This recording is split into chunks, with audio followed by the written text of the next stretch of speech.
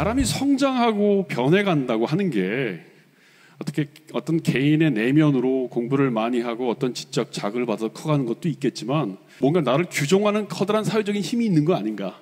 따라서 우리 사회가 내가 어떻게 행복해질까를 얘기하는 이 와중에 우리 시대의 모습을 진단하는 이 설명이나 방법이 필요하지 않는가. 그러니까 이런 겁니다. 칸트가 쓴 교육학 강의라는 책을 보면 양육의 단계, 훈육의 단계, 그다음 문화의 단계, 문명의 단계 이렇게 단계가 있다고 보는 거예요. 그 칸트의 생각을 이어받아서 예컨대 무슨 콜버그 같은 미국의 교육학자가 도덕의 단계가 있다 이렇게 얘기를 하고 또 이 공자 선생이 뭐 15살에 뭘 하고 40세에 뭐 어쩌고 저쩌고 그래서 50세에 지천명 뭐 이런 얘기를 합니다. 칸트나 공자가 얘기했던 인간의 발전을 바라보는 모습이 그렇게 해석하는 모습이 제가 이름 붙였던 이른바 내면적 접근 방법만 가지고는 삶의 모습을 다 설명할 수 없지 않겠느냐.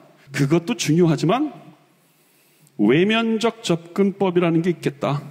대표적인 예가 바로 노베르트 엘리아스라는 사람이에요. 문명화 과정이라는 책을 혹시 읽어보셨는지 모르겠는데 이 책에 보면 식사 중의 행동, 생리적 욕구에 관한 거, 코를 푸는 거, 침을 뱉는 거 이런 거를 쭉 역사적으로 중세에서 주로 16세기, 17세기, 18세기 이렇게 거치면서 저런 행동들이 어떻게 뱉는가를 유럽의 역사를 설명하는 거예요. 엘리아스 식으로 얘기하면 그게 사람이 이제 수치심을 알게 되는 거예요. 그걸 이제 문명화 과정이라고 보는 겁니다. 중세에서 근대로 넘어오면서 사람들에게 공격성을 줄이고 예의를 지키면서 사람들이 점잖게 하도록 만드는 국가 권력이 노림수가 있었다는 거예요. 그래서 제가 오늘 여러분들하고 이런 내면적인 접근법과 함께 외면적인 접근법으로 사람의 성숙함을 보면서 그것을 근대성의 문제로 보자는 겁니다. 프랑스의 정치사를 보면 1780년 프랑스 대혁명의 구호가 나에게 신체적인 자유가 아니면 죽음을 달라 했어요. 그리고 1848년 6월 달에 노동자와 하층 계급이 붙었어요. 한판. 이때 처음으로 프로레타리아는 말, 노동자 정치라는 말이 생깁니다. 나에게 빵이 아니면 죽음을 달라요. 68년에 와서 저 자유민주주의를 시작했던 1789년에 리버럴 디마크로시도 문제가 있고 1848년 공산당 혁명 선언서를 발표했던 마르크시즘의 사회주의 인간형도 문제가 있다는 문제제기를 한 겁니다. 그래서 그걸 통틀어서 근대적 인간이라고 보는 거예요. 근대적 인간관에서 내면적인 접근법으로 가장 유명한 사람이 루소와 칸트입니다. 그리고 외면적인 접근법으로 서양의 근대를 얘기한 사람이 또꾸비래요. 루소가 생각하는 거는 이런 거예요. PTA라는 게 이제 내가 10개 있는데 10개 다 따오면 다른 사람이 사과 못 먹겠네. 그냥 하나만 따자. 이게 인간의 본성이라는 거예요. 그런데 저 문명사회로 오면서 인간의 마음이 바뀌었어. 루소가 뭐라고 그러냐면 모든 인간은 자유롭게 태어났다. 그런데 지금 모든 인간은 쇠사슬에 묶여있다. 쇠사슬에 묶여있지 않다고 하는 사람 그놈이 더 쇠사슬에 묶여있다. 라마니에 데트르를 바꾸지 않으면 우리 인간 세상은 멸망할 거다. 그것만은 확실하다. 이게 사회계약론 1장에서 나오는 얘기입니다. 그래서 사회계약을 맺고 새로운 공화국을 만들지 않으면 안 된다는 얘기를 하는 거예요. 350년 전에 루소가 사회계약론이 끝나고 말년에 그 에밀이라는 책을 써요. 에밀이라는 가상의 어린아이를 두고 애가 이렇게 커가는 거를 이렇게 그 수필 형식으로 이렇게 육아일기 비슷하게 쓴 거예요. 1장, 2장이 나이대로 한 5살 때까지, 10살 때까지 뭐 이렇게 해서 나오는데 4장이 청소년기를 얘기하고 5장이 주로 20대 때 초반을 얘기해요. 청소년기 가장 중요한 건 다른 사람의 아픔을 공감할 수 있는 감수성, 감정 교육이 중요하고요. 20대 초반에는 이성관계를 꼭 가져야 돼요. 이성관계, 연애를 하라는 거예요. 연애. 루소에 의해서 보면 연애를 한다는 건 상대를 이해하는 거예요. 배려하는 마음의 시작이라고요. 간단하게 얘기하면 루소는 약간 감성적인 교육을 많이 강조했고 그것이 민주주의의 굉장히 중요한 기초가 된다는 거예요. 왜냐하면 볼롱테 제네라는 말과 볼롱테 또딸이라는 말을 그 차이를 두는데 볼롱테 또딸이라는 게 로크가 얘기하는 다수결이죠. 다수결이라는 게 루소가 보기엔 참 한심하다는 거예요. 인간의 마음이 타락했는데 얼마나 위험하냐는 겁니다. 볼롱테 또딸은 수적인 거라면 볼롱테 제네랄은 질적인 거예요. 바로 볼롱테 제네랄이 관통하는 사회, 그게 민주주의 사회라는 거예요. 그러니까 수적인 개념이 아니고 질적인 것으로 민주주의를 해석하고 그것의 의사를 반영할 수 있는 계기를 만드는 거. 근데 결국은 그건 교육이에요. 인간이 바뀌어야 되는 겁니다. 어쨌든 루소는 그거였다면 또꾸빌이라는 사람은 막스와 비슷한 시기를 살았습니다. 그리고 프랑스의 혁명 과정을 전부 본 사람이에요. 근데 이 사람이 보기에 혁명을 거쳐서 세상이 좋아지기 하니까 점점 더 나빠지는 것 같아. 이거 왜 나빠질까? 고민을 한 거예요. 또꾸빌 생각은 뭐냐면 저 구체제에 있었던 왕과 신하와 평민의 이 관계라는 게 노블레스 오블리제의 정신이 있었기 때문에 평등사회 이전에는 다 불평등하고 굉장히 억압적이고 뭐 그랬을 것 같지만 실제는 그러지 않았다는 거예요. 그런데 1789년 반두대에서 다 죽였어요. 왕과 신하를 대변하는 그런 노블레스 오블리제의 신뢰, 그 습성은 없어지고 관료국가와 복지국가만 만들어지면서 어떻게 되냐면 사람들이 이기심이 된 거예요. 평등이 곧 이기심으로. 프랑스 농민들과 중산층들이 어떻게 생각했냐면 정치 몰라도 돼. 옛날에 나폴레옹 때가 좋았다. 우리 그때가 좋았어. 독재해도 돼. 그리고 루이 보나파르트를 대통령으로 뽑았어요. 과거의 나폴레옹은 군대를 동원해서 독재자가 됐어요. 그런데 1851년 루이 보나파르트는 선거에 의해서 독재자가 된 거예요. 이걸 보고 또꾸빌은 민주적 독재라고 한 거예요.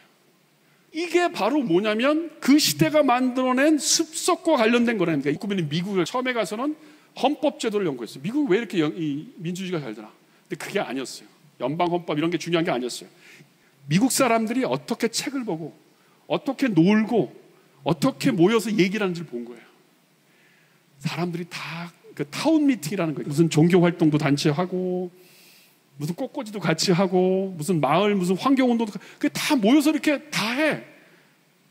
이거구나 안 거예요. 그래서 미국처럼 우리도 지방자치하고 사람들한테 그런 시민교육하자. 이게 이 사회적 습성, 인간의 성숙을 얘기하는 또꾸빌의 중요한 해안이었어요. 그래서 18세기, 19세기 자유민주주의가 유럽에서 그나마 성공했던 건 저런 루소나 칸트 혹은 또꾸빌의 해안과 비판의식과 대안이 있었기 때문에 가능했어요. 하버마스의 논리로 얘기하면 18세기의 공론장은 제대로 작동했던 거예요. 그래서 19세기가 되면 그 공론장이 무너지기 시작한 거죠. 1968년이 되면 일이 터집니다. 노동자가 아니고 여성, 고등학생 이런 사람들이 혁명의 대열에 참여했다는 겁니다. 그게 중요합니다. 암기 위주의 교육법, 불합리한 시험제도, 불안정한 고용제도, 권위주의 이런 거에 혁명의 깃발을 든 겁니다. 시험 성적으로 미래가 결정되지 않는 세상. 이게 혁명의 구호 목표입니다. 성, 인종, 직업, 학력 때문에 차별받지 않은 세상. 그 다음에 소수의 목소리에도 귀 기울일 줄 아는 세상.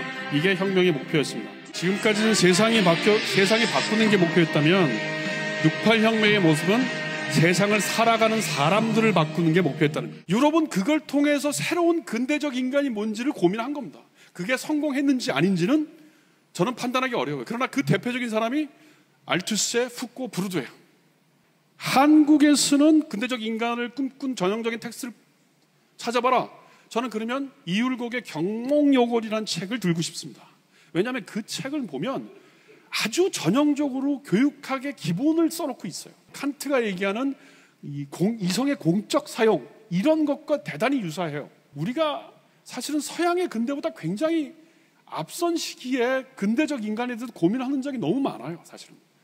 그래서 몇몇 이 진보적인 이 학자들이 쓴 책들을 보면 가보경장 이후에 나왔던 문학책들, 한국말로 된 언문으로 된 문학책들 아니면 노래 가사들 속에 인민들의 어떤 새로운 모습을 찾으려고 하는 게 있지 않느냐. 우리의 근대적 인간은 거기서 찾아야 되는 거 아니야 라고 하는 식의 문제 제기가 최근에 있어요. 그런데 문제는 과연 거기서 어떤 인간형을 구체적으로 모델링할 수 있겠냐는 의문스럽다는 겁니다.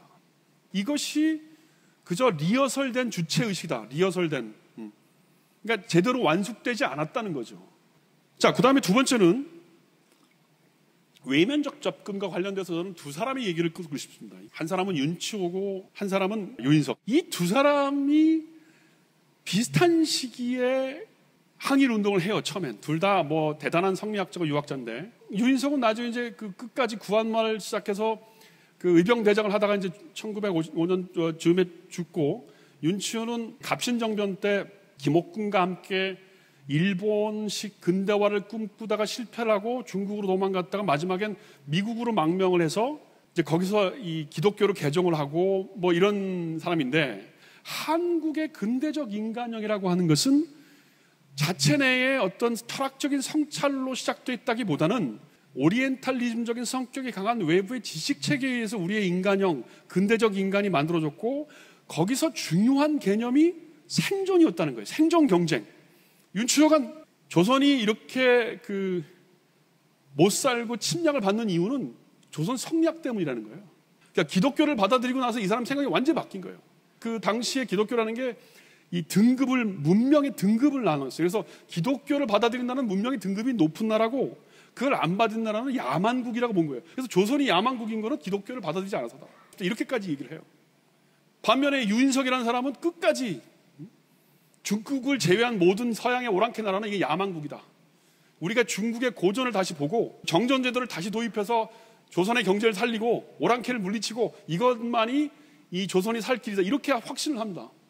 그러니까 비슷한 시기에 비슷한 성리학을 공부하던 사람이, 비슷하게 사회운동을 하던 사람이 말년에 가서는 완전히 달라져요. 그러나 두 사람의 공통점이 뭐냐면 둘 다 살아남아야 된다는 생존 경쟁에 대한 치열한 자기 어떤 경쟁. 이때부터 우리나라가 교육에 뭐가 들어오냐면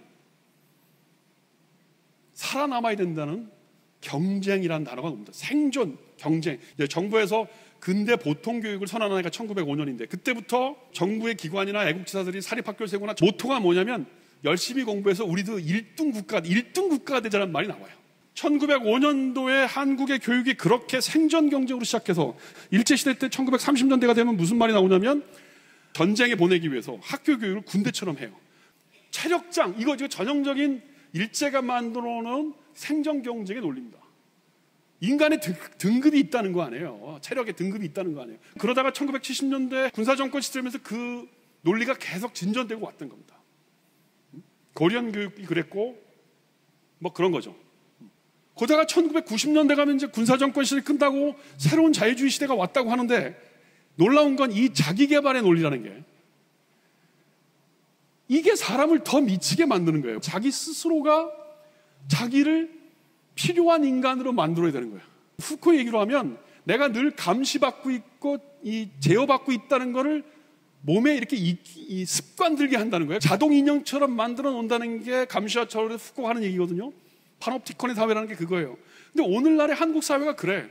막스 베버식으로 얘기하면 합리적 가치관이, 도구적 가치관이 이 감성적 가치관을 압도하는 것, 이게 자본주의의 가장 큰 병폐라는 거 아닙니까? 우리 사회가 불안해요. 어떻게 쉬어야 될지를 몰라. 쉬는 것도 막 계획 짜야 되고 멋있게 살아야 되고 막. 그 다음에는 약간 우울해요.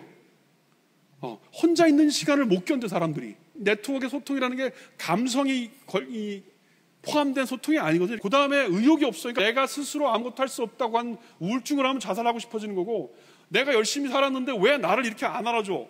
이러면 공격하는 거예요. 이 사회를 어떻게 끊어내느냐는 것은 우리 교육자가 책임져야 됩니다. 인간을 어떻게 바꿀까를 생각해야 되는 겁니다. 루소식으로 얘기하면 우리의 삶의 방식을 바꾸지 않으면 우리 사회는 망할 거다. 이건 제 강의를 통해서 이루어지는 게 아니고 여러분과 제가 합심해서 연대하는 순간에 이루어진다고 생각합니다.